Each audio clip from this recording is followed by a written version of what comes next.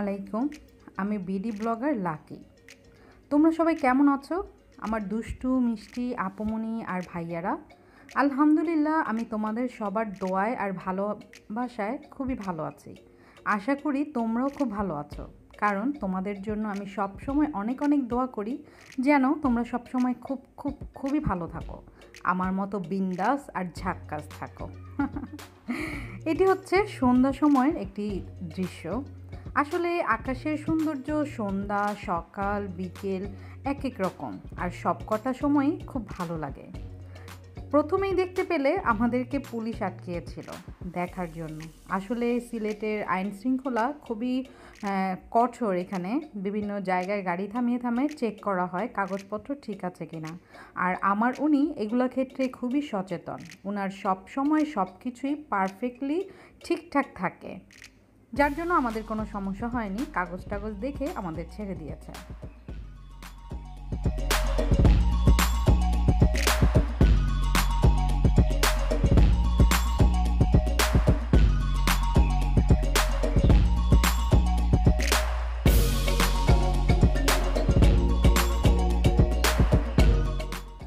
বেশিরভাগ সময়ই আমাদের সন্ধ্যার পরে বের হওয়া হয় বা সন্ধ্যায় বের হওয়া হয়, কারণ আমার উনি খুবই ব্যস্ত। এই যে দেখতে পাচ্ছ, ব্যস্ত উনির কাজ। ওনার পাশে বসা মানে ওনার অনেক দায়িত্ব আমার পালন করা। তার মধ্যে একটি হচ্ছে ওনার ফোনটা ধরে রাখা। উনি ইয়ারফোন ইউজ করতে চান না, ব্লুটুথ ইউজ করতে চান না। ওনার কাছে নাকি কেমন লাগে, বলে কান আমার আটকা মনে হয়, যার জন্য উনি এগুলো কোনো কিছু ইউজ করেন না। উনি সরাসরি মোবাইলটা ইউজ করেন। আর গাড়িতে কল আসলে এভাবেই ফোনটা আমাকে ধরে রাখতে হয়।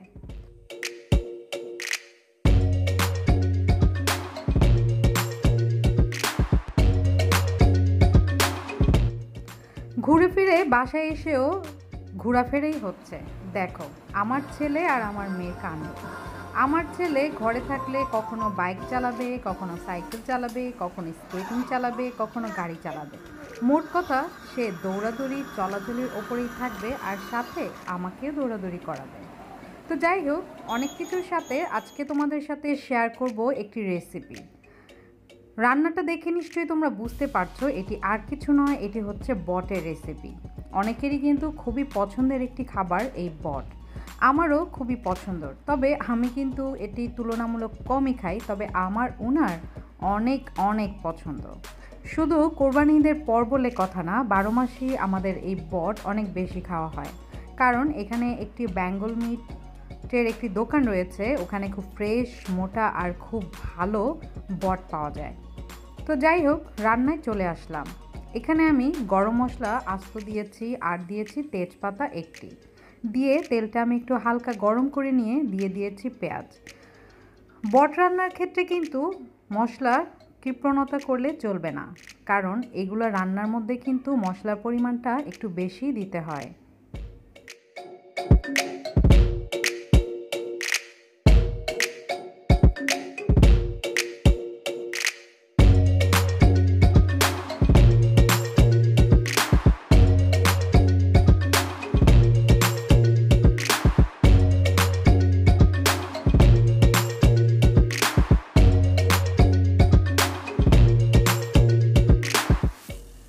যে কোনো রান্না আমি রান্না করতে গেলে আমার অনেক সময় লাগার কারণটা হচ্ছে এটি যে আমি অনেক নাড়াচাড়া করি।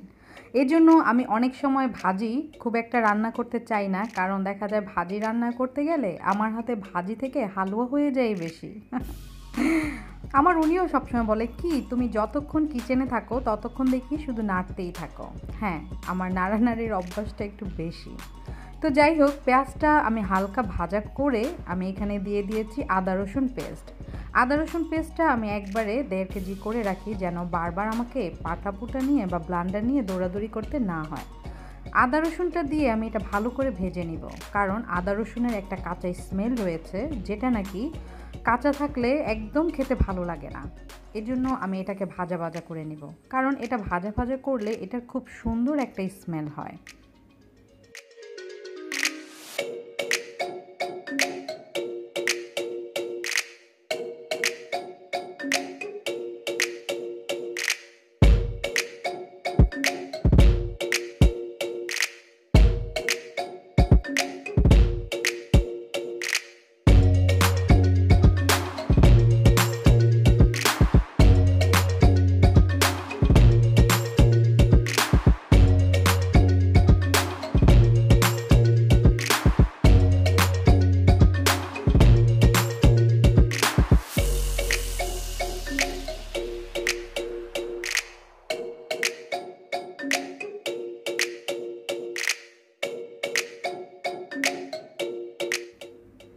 তো আমি এটা ভালো করে নেড়েচেড়ে ভালো করে ভেজে নিচ্ছি।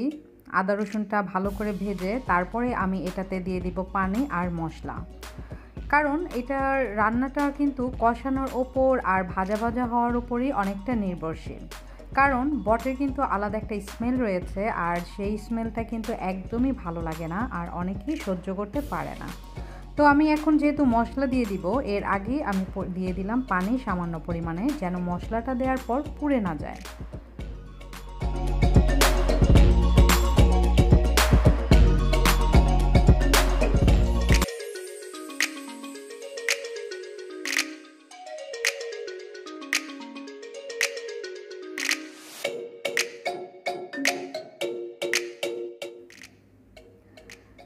দিয়ে দিলাম 1 চা চামচ হলুদ গুঁড়া, দিয়ে দিলাম 1/2 চা চামচ মরিচ গুঁড়া, আর দিয়ে দিলাম 1/2 চা চামচ ধনে গুঁড়া।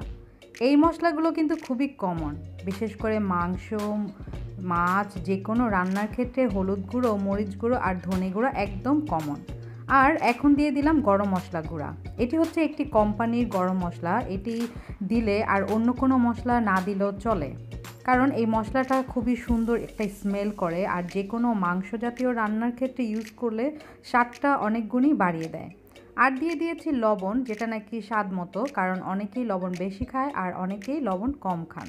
তবে আমি লবণটা পরিমাণ মতোই খাই, আর আলাদা কোনো লবণ তো কখনোই নেই না। আর এই যে দিয়ে দিলাম এখন জিরা গুঁড়া। আর তোমরা অনেকেই ভাবতে পারো যে আমি মরিচটা এত কম দিয়েছি কেন, কারণ হচ্ছে এই যে দেখো, এখন আমি দিয়ে দিয়েছি গোলমরিচ গুঁড়া। এটা আমি বাসায় বানিয়ে নিয়েছি। গোলমরিচটাকে আমি ভালো করে টেলে তারপর আমি ব্লান্ডার করে নিয়েছি। এটা করাতে আমার কাছে এতই ভালো লেগেছে, কারণ এটার একটা স্মেল, খুব সুন্দর একটা স্মেল হয়। আর এই জন্যই আমি পাউডার মরিচটা পরিমাণে কম দিয়েছি, কারণ আমি এখানে গোলমরিচ ইউজ করবো এজন্য। অনেকেই সাদা গোলমরিচ ইউজ করো, সাদা গোলমরিচ যদি তোমরা খেতে পারো তাহলে সাদা গোলমরিচটাও তোমরা দিয়ে দিতে পারো। তবে আমি সাদা গোলমরিচটা অ্যাভয়েড করি সব রান্নায়, কারণ সাদা গোলমরিচের যে একটা স্মেল সেটা আমার সহ্য হয় না। তো আমি সবগুলো মশলা দিয়ে ভালো করে নেড়ে চেড়ে এখন আমি এটা কষানোর জন্য ঢাকনা লাগিয়ে রেখে দিলাম।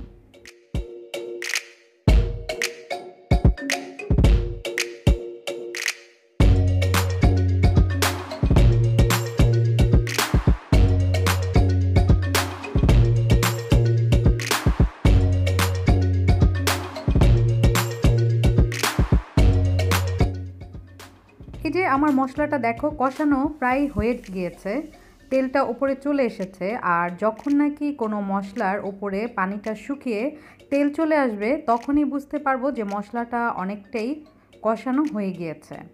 তো এখন আমি এটার মধ্যে বটটা দিয়ে দিতে পারি। আর আমি আগেই বলে নেই, বটটাতে কিন্তু আমি এটা আগেই সেদ্ধ করে নিয়েছিলাম। অল্প একটু আদা রসুন দিয়ে আর সামান্য একটু হলুদ দিয়ে আমি এই বটটাকে সেদ্ধ করে নিয়েছিলাম। তোমরা যদি এভাবে 2-1 দিন ভালো করে সেদ্ধ করে নাও, তাহলে কিন্তু এটার খাওয়ার স্বাদটা অনেক গুণ বেড়ে যায়। তোমরা এভাবে করে দেখতে পারো, সরাসরি বট কেটে রান্না না করে এভাবে করে যদি দেখো, তাহলে দেখবে বটের রান্নাটা কিন্তু স্বাদটা অনেক গুণই বেড়ে যাবে। আমি সবসময় আমার আম্মুকে এভাবেই রান্না করতে দেখেছি, যার জন্য আমিও এভাবেই রান্না করি। বটটা আমি কখনোই সরাসরি রান্না করি না, বটটা আমি আগে 2-1 দিন সেদ্ধ করে তারপরে বট রান্না করি।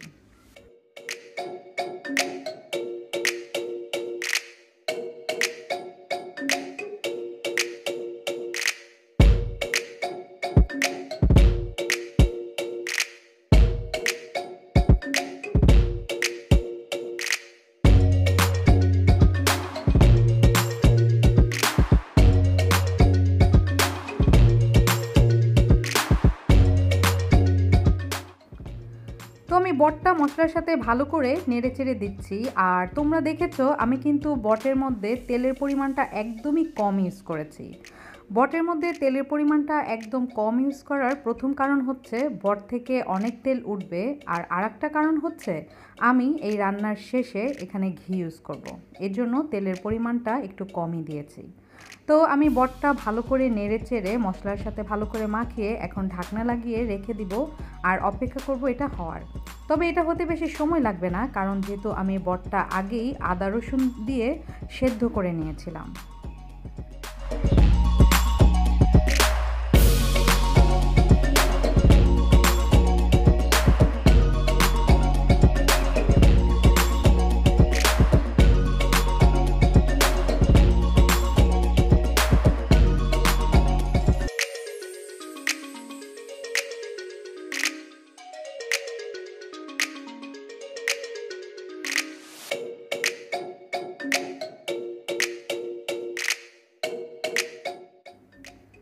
আমি ঢাকনা খুলে খুলে একটু পরপরই দেখেছি, কারণ আমি এখানে কোনো প্রকার পানি ইউজ করিনি, যার জন্য একটু পরপর এসে এসে আমাকে ভালো করে নেড়েচেড়ে দিতে হয়েছে। তো যাই হোক, তোমাদেরকে আমি সবসময় যেটা বলি, আজও বলছি, তোমরা নাকি যারা আমার ভিডিওটি প্রথম দেখছো তারা অবশ্যই আমার চ্যানেলটি সাবস্ক্রাইব করে নিয়ে বেল আইকনটি মনে করে ক্লিক করে নিবে, যেন আমি যে কোনো ভিডিও আপলোড করার সাথে সাথে তার নোটিফিকেশন তোমাদের কাছে চলে যায়। আর তোমরা নাকি যারা সবসময় আমার সাথে আছো তাদেরকে তো অসংখ্য অসংখ্য ধন্যবাদ। তোমাদের ভালোবাসা আর দোয়ার জন্যই আমি এতটুকু এগিয়ে গিয়েছি আর সবসময় তোমাদের পাশে চাই, কারণ একা চলা কখনো সম্ভব না আমার পক্ষে। তো যাই হোক, দেখলে আমি দিয়ে দিয়েছি। এখন যেটা দিয়েছি সেটা হচ্ছে সয়া সস। মাংস রান্না, যে কোনো রান্না আর বট রান্না তো অবশ্যই সয়া সস তো আমি দিবই। আসলে সয়া সস দেওয়ার পর যে একটা সুন্দর একটা ফ্লেভার আসে, এই ফ্লেভারটা আমার খুবই ভালো লাগে। তো এখন দিয়ে দিলাম আমি ঘি। ঘিটা শেষে দেওয়ার কারণ, ঘিয়ের কিন্তু খুব সুন্দর আলাদা একটা স্মেল করে।